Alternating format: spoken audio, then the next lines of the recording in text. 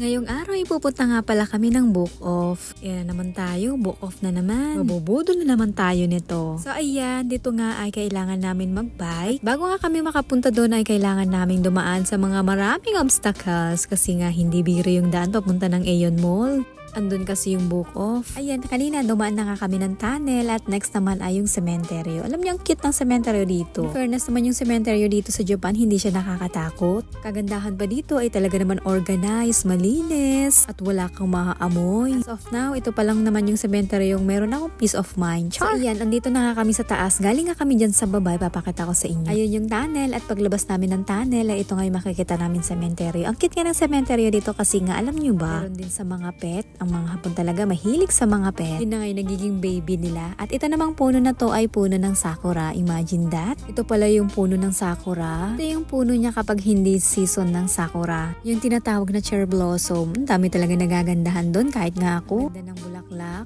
At yan, in fairness hindi talaga biro yung pag-akyat namin. Talagang dadaan ka muna sa mga obstacle bago ka malang makapunta dito sa Aeon Mall. Ganun pa man at dahil nga ukay-ukay yung ating pupuntahan. Walang malayo, lahat nagiging malapit kasi nga nandito tayo sa second hand shop. Isa pa, ngayong araw ay 50% off. Ay naku talaga. Dating namin dito, wala nang pahinga-pahinga. Diretso na nga talaga kami dito sa mga item na to. Malaking tulong kasi kapag may mga 50% off, diba? Pero good luck na naman tayo nito. Lagi na lang kasi akong out of budget pagdating sa mga ganito.